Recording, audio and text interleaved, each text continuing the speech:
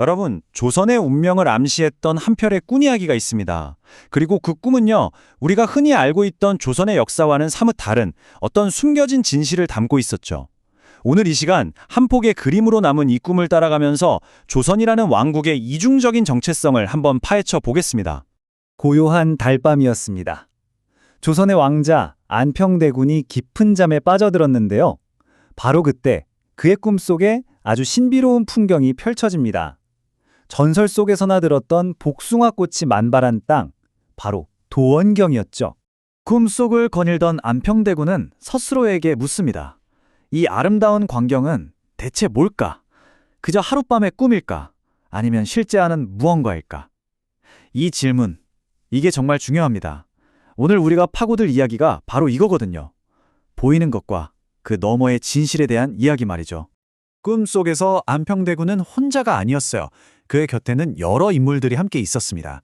야심 가득한 그의 형 수양대군도 있었고 당대의 학자들 그리고 아주 중요한 인물 신미라는 승려도 있었죠. 안평대군의 질문에 이 신미대사가 이렇게 답합니다. 이 꿈은 그것을 만들어낸 마음만큼이나 실제합니다. 라고요. 자, 이제 꿈에서 잠시 깨어나서 우리가 교과서에서 익히 배운 조선의 현실로 한번 돌아와 볼까요? 조선 왕조의 공식적인 국가 이념, 바로 숭유억불 정책입니다. 숭유억불, 말 그대로입니다. 유교는 숭상하고 불교는 억누른다. 이게 바로 조선을 설명하는 공식적인 얼굴이었던 거죠. 그런데 말이죠. 오늘 우리는 이 공식적인 이야기에 한번 도전장을 내밀어 보려고 합니다. 과연 조선은 불교를 그냥 배척하기만 했을까요? 역사가 그렇게 한 줄로 딱 정리될 수 있는 걸까요? 어쩌면 이 공식적인 역사 뒤에는 훨씬 더 복잡하고 흥미진진한 진실이 숨어 있지 않았을까요? 사실 조선의 왕들부터가 좀 달랐습니다.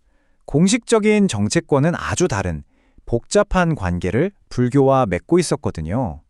겉으로는 우리는 유교 국가를 외쳤지만 그들 내면에서는 전혀 다른 이야기가 펼쳐지고 있었던 거죠. 자, 여기 조선 초기의 핵심적인 세 왕을 보세요.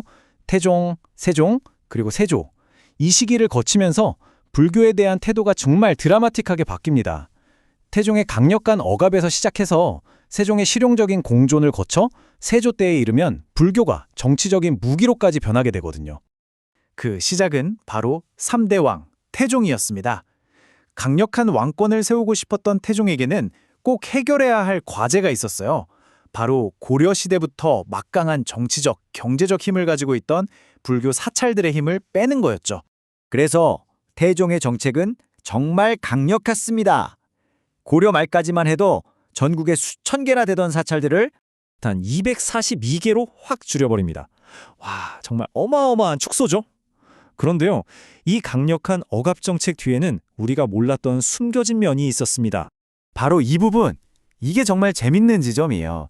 태종은 국가제도로서의 불교는 억압했지만 왕실 내부의 아주 사적인 신앙으로서는 불교를 허용하는 그런 이중구조를 만든 겁니다. 공적인 영역과 사적인 영역을 딱 분리한 거죠. 아까 그 꿈속 대사 기억나시죠? 나라는 유교, 마음은 불교. 이야, 이 한마디가 바로 태종이 만들고 그의 아들 세종이 이어받은 이 이중구조를 완벽하게 요약해주는 말 아니겠어요?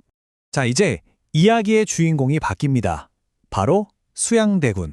훗날 왕위에 오르는 세조죠. 이 사람은요, 할아버지와 아버지가 만들어 놓은 이 판을 완전히 다른 차원의 게임으로 만들어버립니다. 세조에게는 정치적으로 아주 큰 약점이 있었어요. 쿠데타를 통해 조카를 몰아내고 왕이 됐으니까요. 당연히 성리학을 신봉하는 사대부 신하들이 보기에는 정통성이 부족한 왕이었겠죠. 바로 이 지점에서 세조는 아주 대담한 카드를 꺼내듭니다. 좋아, 성리학자들이 나를 인정하네? 그럼 나는 다른 권위를 가져오겠어. 그게 바로 불교라는 강력한 대안이었던 거죠. 그리고 이건 그냥 생각에 그친 게 아니에요. 보세요. 불경을 대대적으로 번역해서 보급하고 수도 한복판에 거대한 사찰을 떡하니 짓고 국가적인 불교 행사를 주관했죠. 이 모든 건 유교 사대부들에게 보내는 아주 명백한 정치적 메시지였습니다. 자, 이러니 어떻게 되겠어요? 왕실과 유교 사대부 세력 사이에 그동안 수면 아래에서 들끓던 갈등이 이제 폭발하기 일보 직전까지 간 겁니다. 이건 단순한 종교 갈등이 아니었어요. 이 표를 보시면 그 충돌의 핵심이 한눈에 들어오죠. 왕실에게 불교는 왕권을 안정시키고 민심을 다독일 수 있는 아주 실용적인 도구였습니다. 하지만 사대부들에게 불교는 자신들이 꿈꾸는 순수한 유교 국가를 방해하는 제거해야 할 대상일 뿐이었죠. 이건 나라를 어떻게 운영할 것인가에 대한 근본적인 철학의 충돌이었던 겁니다. 사대부들은 불교의 출가 문화가 가족 중심의 유교 윤리, 특히 효를 파괴한다고 봤어요. 사회 근간이 흔들린다고 생각한 거죠.